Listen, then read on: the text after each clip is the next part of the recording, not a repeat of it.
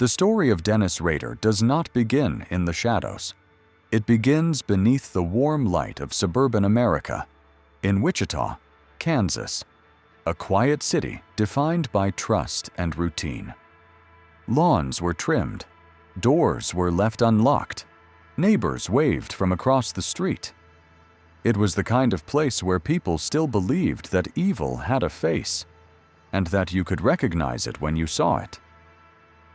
Dennis Rader was that face, and no one saw it. He was a husband, a father, a church leader. He worked for a security company, installing alarms for families afraid of intruders. The irony was almost biblical. The man who protected them by day was the very danger they feared by night. He was meticulous, reserved, perfectly ordinary. And behind that ordinary life, he nurtured an obsession that had followed him since childhood, a fascination with control, with the power to bind, to silence, to possess. His mind was a place of order and violence, carefully balanced, never revealed. In January 1974, Wichita awoke to a horror it could not understand. The Otero family, Joseph, Julie, and their 2 children, were found dead in their home. The crime scene was quiet, deliberate, almost ritualistic. The police found no fingerprints, no forced entry, no motive. It was violence without purpose, and that made it terrifying. The news spread quickly. A city once defined by calm was now ruled by whispers. People checked their locks twice, then 3 times. Children were kept close. Fear, once unimaginable, became routine. But Dennis Rader didn't share that fear. He read every article, listened to every broadcast. He watched the city tremble and felt a private satisfaction that words could never express. In public, he played his role: the polite neighbor, the church volunteer, the man with a steady handshake and a reassuring smile. But in private, he recorded his fantasies, cataloged his crimes, and planned his next act. He was no longer just a man. He had become an idea, a symbol of power over a city that didn't even know his name. And then, one day, he decided that silence was no longer enough. He wanted recognition. He wanted the world to know that the fear-consuming Wichita had a creator, and that creator was watching. He sat at his desk, took out a pen, and began to write. The handwriting was neat, the tone precise. He described the Otero murders in clinical detail, like an engineer documenting a project. He wanted credit, not for revenge, not for money, but for mastery. He signed it with 3 letters: BTK, bind, torture, kill. And with that, the Invisible Man gave himself form.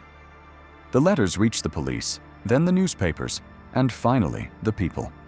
The city's fear now had a name, and the name was everywhere. For Dennis Rader, it was a kind of rebirth. He had become more than a killer. He was a phantom shaping the psychology of an entire community. Every siren, every whisper, every sleepless night, it all belonged to him. He had fooled them all: the neighbors who waved at him, the congregation that prayed beside him, even the investigators who studied his crimes. And somewhere inside him, a voice whispered that he could do it forever. But pride is the most patient trap of all. It waits for the moment a man begins to believe he cannot be caught. And for Dennis Rader, that moment had already begun. The murders of the Otero family sent Wichita into a panic unlike anything it had ever known. The streets that once felt familiar now carried a weight of suspicion. Every creak in the night became a threat. Every shadow seemed to breathe. In a city built on trust, the idea that someone, anyone, could walk among them unseen was unbearable. Police patrols doubled. Neighborhood watches formed overnight. Reporters filled the airwaves with speculation, each theory darker than the last. But the truth was far stranger. No one could understand what kind of person could commit such a crime, then vanish like smoke. At the center of it all, Detective Bernie Drawatsky and his team worked tirelessly. They pored over the crime scene photos, the rope fibers, the footprints, anything that could lead to a name. But the killer had been precise, leaving behind a puzzle without edges. There was no pattern, no motive, no mercy.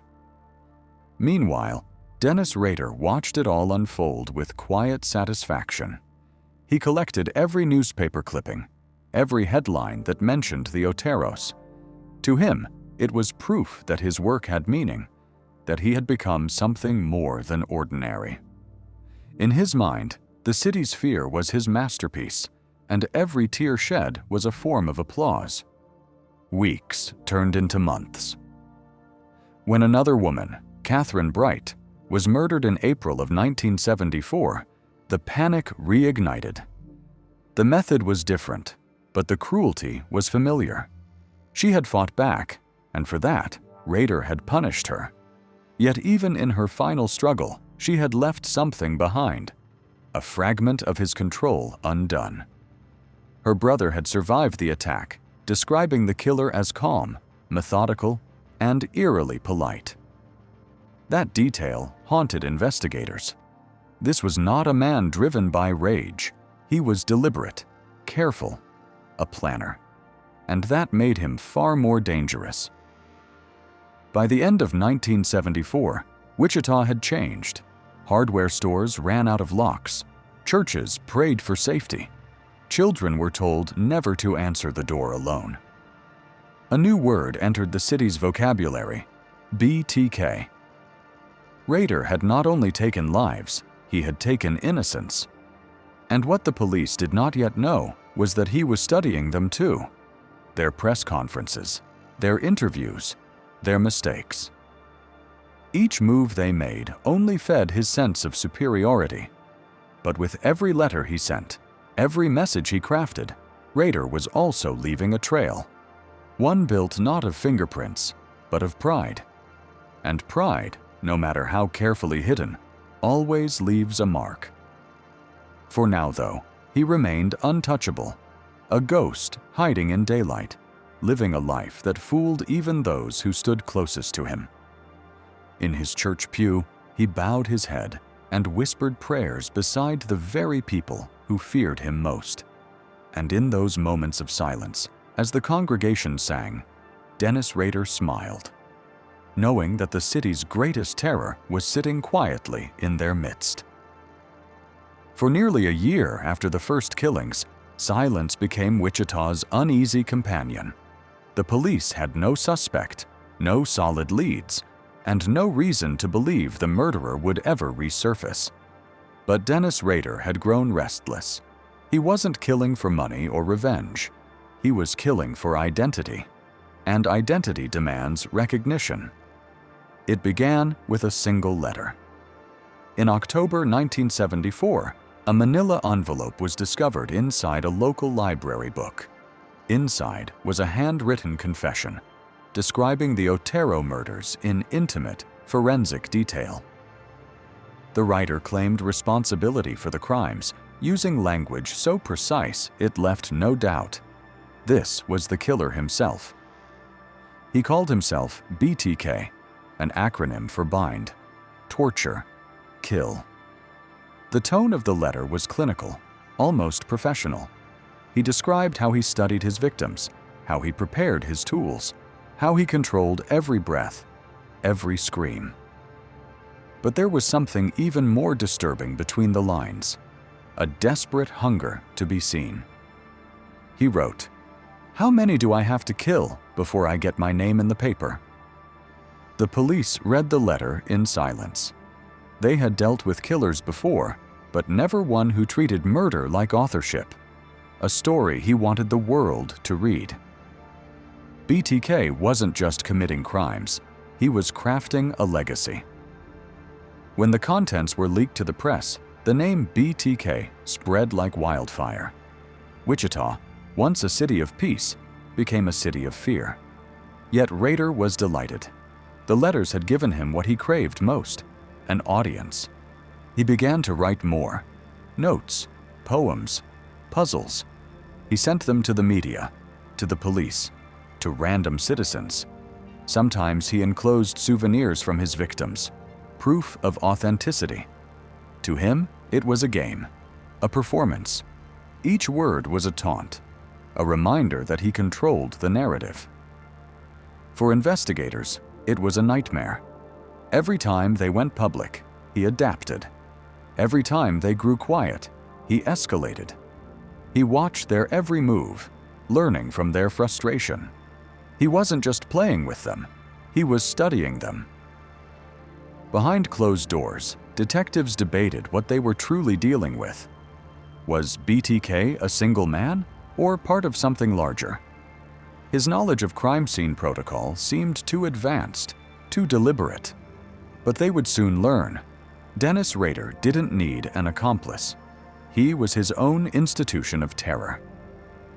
At home, he hid his trophies in plain sight, folded neatly into boxes, tucked away in the corner of his suburban life. While his wife and children slept, he revisited his fantasies, reliving the moments that defined him. Every letter he sent drew the police closer. But Rader couldn't stop. The act of communication had become part of the ritual. Without it, he was nothing. With it, he was legend.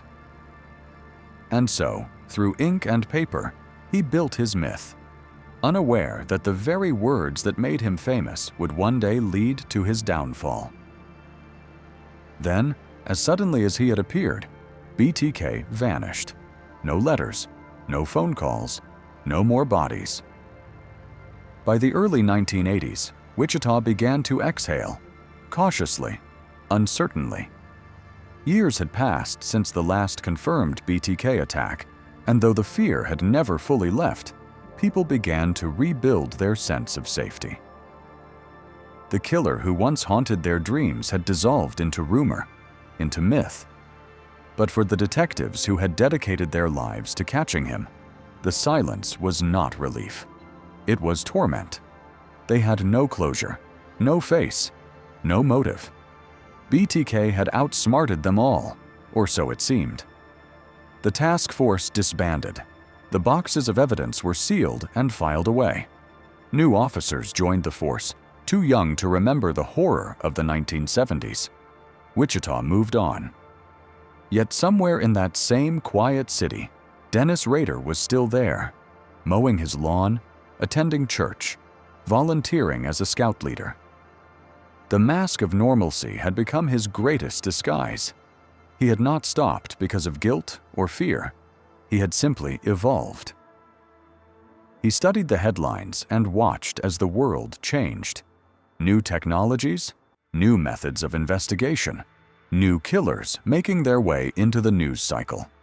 BTK had become a name from another era. A ghost story parents whispered to remind their children that monsters once lived here. And in a way, Rader enjoyed the invisibility. It was a different kind of control. To know he had shaped a city's psyche and then disappeared without a trace. He lived two lives with the precision of a man who measured every breath. At church, he preached discipline and faith. At home, he cataloged fantasies in notebooks, sketched scenes of bondage, and kept his trophies carefully hidden from sight. His wife and children never suspected a thing. To them, Dennis Rader was a man of order, punctual, responsible, even dull. But beneath the surface, the hunger never left. It was dormant, not dead. The years rolled by, 10, then 20. Wichita forgot his name, but he never forgot theirs. The city's archives gathered dust. Detectives retired or died, still wondering if they had missed something. And somewhere, in a small office at City Hall, Dennis Rader quietly worked as a compliance officer, enforcing neighborhood codes, writing citations, measuring lawns, demanding obedience. Power, after all, was still his favorite language. He had traded rope for authority, control for bureaucracy. And though he wore a badge instead of a mask, the same satisfaction lingered each time someone trembled under his rules. It was the perfect cover. And for a time, it seemed BTK had truly become a ghost. Unseen, untraceable, untouchable. But pride does not sleep forever. And in 2004, 30 years after his first letter, the phantom would stir again. By the late 1980s, Dennis Rader had built the perfect disguise, an ordinary life. He lived in a modest house with his wife, Paula, and their 2 children. He went to church every Sunday, chaired the local congregation council, and led the Boy Scouts with patience and pride. His neighbors described him as polite, organized, and reliable. If evil had a face, no one thought it could look like his. But order was never just a habit for Rader. It was a craving. Every detail of his life was arranged, categorized, and controlled. His house was spotless, his records precise, his routines unbroken. He thrived on structure because structure hid chaos. When he looked at his wife, he saw stability. When he looked at his children, he saw reflection. But when he looked in the mirror, he saw the ghost of the man he used to be. BTK. And he couldn't let him go. The fantasy never left him. At night, after his family slept, Rader revisited the boxes he had hidden away. Letters, photographs, sketches, even tokens from his victims. They were relics of his secret kingdom, each one proof that the man everyone respected was not real. He would stare at the images for hours, lost between the life he lived and the one he had buried. Then, with mechanical precision, he would close the box, return it to its hiding place, and resume his role as husband, father, and community servant. Rader's job at City Hall gave him exactly what he desired: quiet authority. As a compliance officer, he was feared for his strictness. He measured lawns, issued citations, and demanded order. To the residents of Park City, he was difficult but fair. To himself, he was something more: the enforcer of control. It was power without suspicion. He could reprimand, threaten, and command obedience, all within the law. And that same power echoed the dark thrill he once found in murder. Every now and then, he tested his boundaries, photographing women in secret, following strangers home, sketching fantasies he dared not enact. He was not killing, but he was feeding the same hunger in quieter ways. Still, something inside him ached. BTK had become a memory, and Dennis Rader was beginning to feel ordinary again. That was the one thing he could never tolerate: being unseen. By the early 2000s, crime documentaries and cold case specials began to revisit his name. Younger officers who had never worked the original cases rediscovered the legend. BTK had become a myth, a question without an answer. And for Dennis Rader, that was intolerable. To be forgotten was worse than death. So one evening, sitting at his desk once again, he looked over his old trophies and whispered to himself, not in prayer, but in pride. It was time for BTK to return. For 30 years, Wichita had lived in uneasy peace. The name BTK had become a story told in passing, a cold case whispered in true crime circles, a faded memory for the generation that had once locked their doors in fear. But monsters do not retire. They wait. In early 2004, a small television station aired a segment commemorating the 30th anniversary of the Otero murders. The report revisited the case that had defined a decade of fear, the case that had never been solved. Dennis Rader was watching, and as he sat in his living room, surrounded by the quiet comfort of suburban life, something stirred deep within him, that old, intoxicating hunger to be seen. The world had moved on. He had not. He began to wonder, did anyone still remember BTK? Did they still whisper his name with dread? Or had the world forgotten the empire of fear he built? That question became unbearable. And so, after 3 decades of silence, Dennis Rader decided to resurrect his legend. He began with a letter. A small envelope addressed to a local newspaper, the Wichita Eagle. Inside were photographs and a chilling message, proof that BTK was still alive. He referenced old murders, details that only the killer could know, and signed it with his familiar initials, BTK. The news exploded overnight. "BTK is back," the headlines screamed. Wichita plunged once again into fear. Police reopened the cold case files. The old task force members, some retired, some long resigned, were called back into service. But this time, the world was different. Technology had advanced. DNA databases existed. Forensic methods had evolved. The new generation of detectives had tools that BTK could not have imagined in the 1970s. Yet Rader believed himself untouchable. He saw the world through the lens of the past, still certain that his intelligence could outwit the system. The letters kept coming. He sent packages to television stations, floppy disks to news outlets, even dolls posed to mimic his victims. His tone was both boastful and mocking, the arrogance of a man who believed he controlled history itself. But beneath that arrogance, small cracks began to show. Each letter carried traces of modern mistakes, barcodes, printer signatures, metadata. He wanted attention so badly that he began to give investigators the very clues they needed. Detectives analyzed the language patterns, the phrasing, the timing of the letters. They noticed references to local events, hints that BTK was still in the area. And so they watched, waited, and listened. Meanwhile, Rader became intoxicated by the thrill of resurrection. He monitored the news, clipping articles about himself once again, savoring the renewed fear in the city's voice. He was not just reliving his past, he was rewriting it. But he had forgotten one simple truth. The world he once controlled no longer existed. And in this new age, even the most careful phantom could leave digital footprints. Those footprints would soon lead straight to his door. The floppy disk was labeled Test BTK. Inside, Dennis Rader had written a short message asking the police a question. Can a floppy disk be traced? Be honest. The detectives smiled grimly.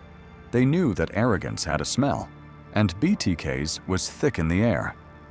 The response from law enforcement, issued through a newspaper column, was simple and carefully crafted.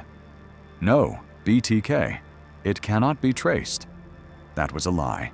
A trap disguised as reassurance. Days later, another envelope arrived at a local news station. Inside was the same floppy disk, purple in color, containing a Word document. It looked harmless, but hidden within its code was something Rader didn't understand. Metadata, the silent signature of modern technology. When forensic analysts opened the file, they found a name embedded in the data, Christ Lutheran Church, and beneath it, another name, Dennis. Within minutes, the task force had a new target. A man named Dennis Rader, middle-aged, married, church president, and compliance officer for the city of Park City, Kansas. It seemed impossible. Could this polite, balding man, this church leader, this father, be the same monster who once strangled families in their homes? Detectives began discreet surveillance. They followed him to work. They watched his routines, his calm mannerisms, his perfectly trimmed lawn, his Sunday church services. He blended so well into the neighborhood that even the detectives doubted themselves. But DNA doesn't lie. Investigators obtained a warrant to test DNA from Rader's daughter's medical records, a rare legal move. When the results came back, the match was undeniable. The biological link between BTK and Rader's family was a 1 in 100 billion certainty. After 31 years, the ghost finally had a face. On February 25, 2005, police executed a quiet operation. As Dennis Rader drove home from lunch, a convoy of unmarked vehicles surrounded his car. He was pulled out, handcuffed, and placed under arrest. The officer leaned in and said softly, "Mr. Rader, do you know why you're going downtown?" Rader sighed, the calm of decades collapsing in a single breath. "Oh," he said quietly, almost with relief. "I have suspicions." In the interrogation room, he didn't rage or deny. Instead, he spoke, almost proudly, for over 30 hours, describing every murder, every fantasy, every code. He drew diagrams of his victims' homes, explaining his rituals with eerie precision. Detectives watched in disbelief as the polite churchman transformed into BTK before their eyes. He confessed not out of guilt, but out of ego. He wanted his story told, his methods understood, his legacy preserved.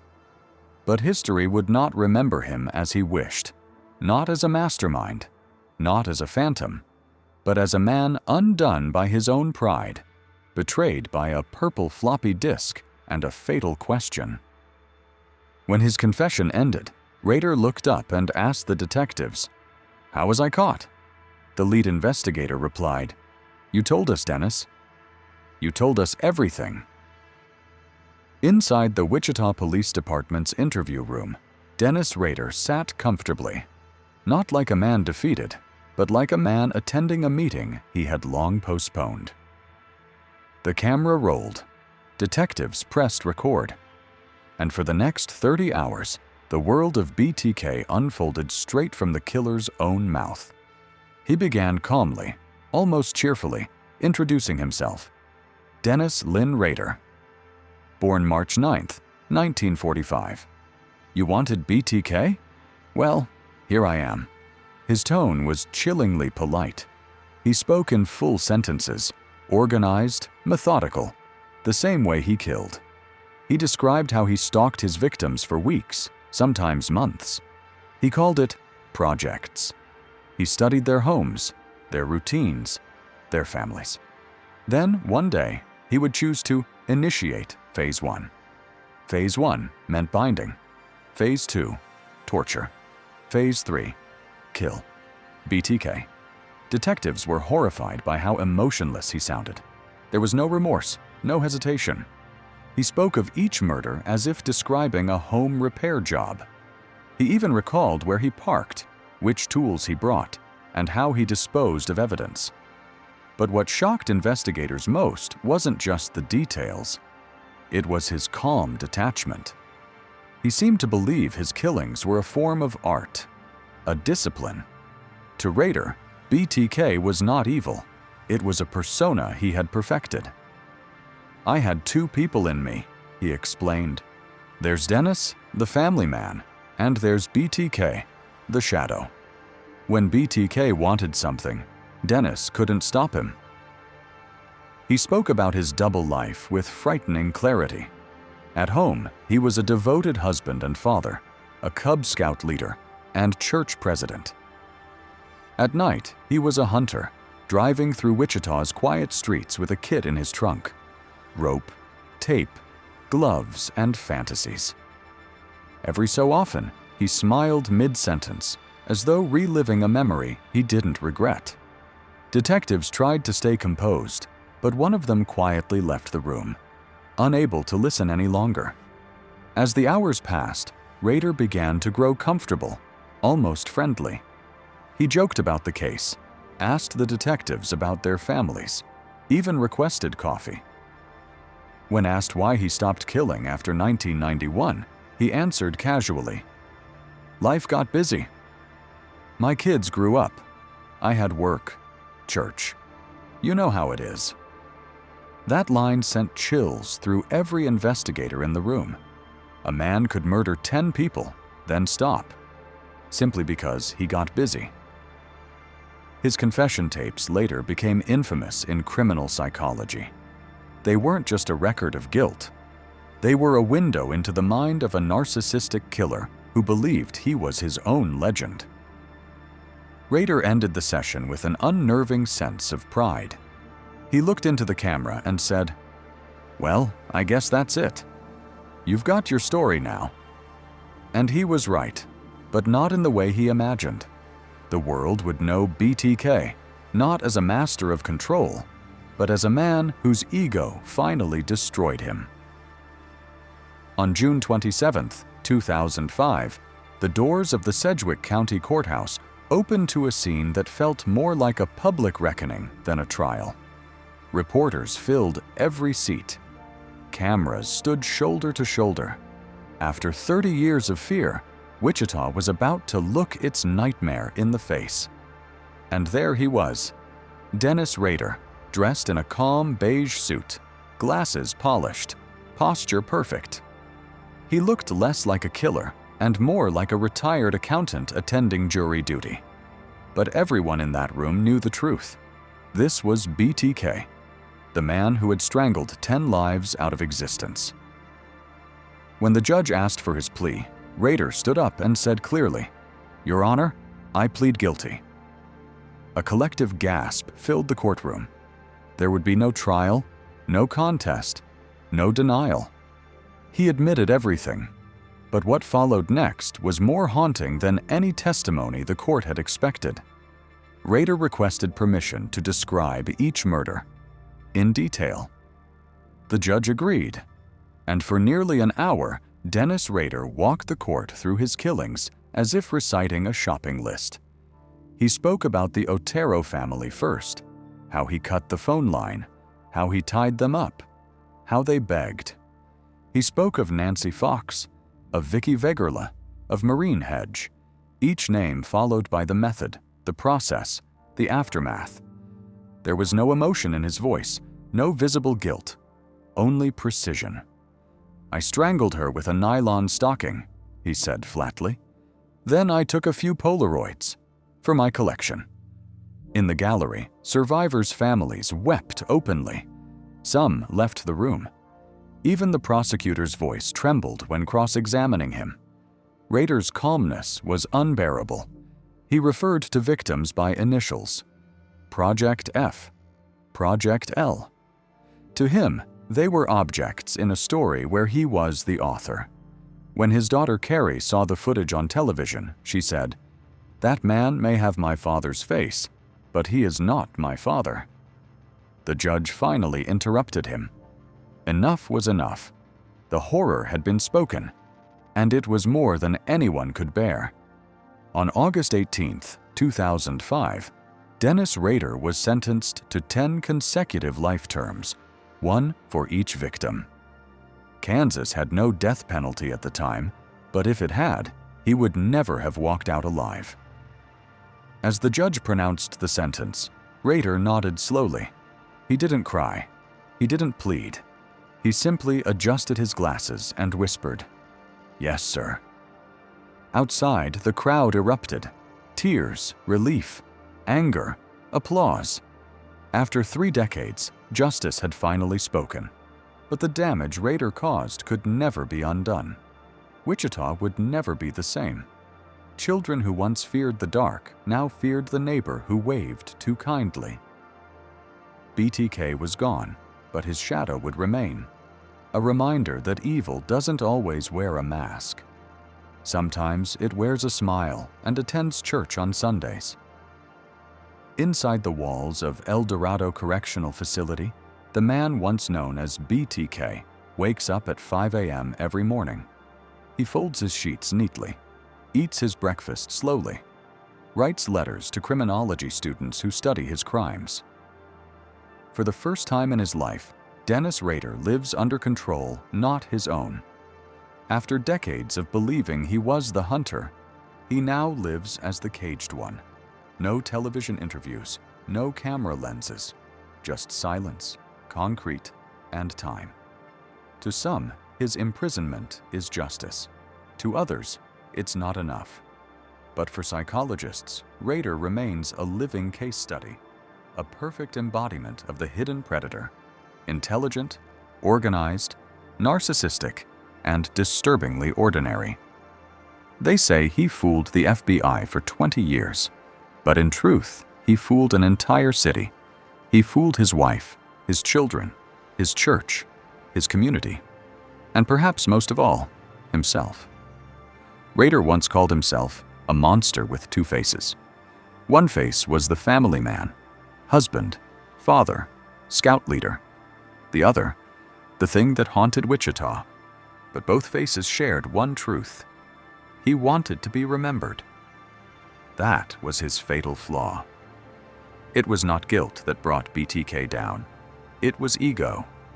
He could not stand being forgotten. And in reaching for attention, he handed the world the rope that bound him. Today, his name sits among America's darkest: Bundy, Dahmer, Gacy, and Rader. A gallery of monsters who once looked like men. But unlike the others, Rader didn't kill for lust or madness alone. He killed for control, for the satisfaction of holding power over life and death, a power he believed made him godlike.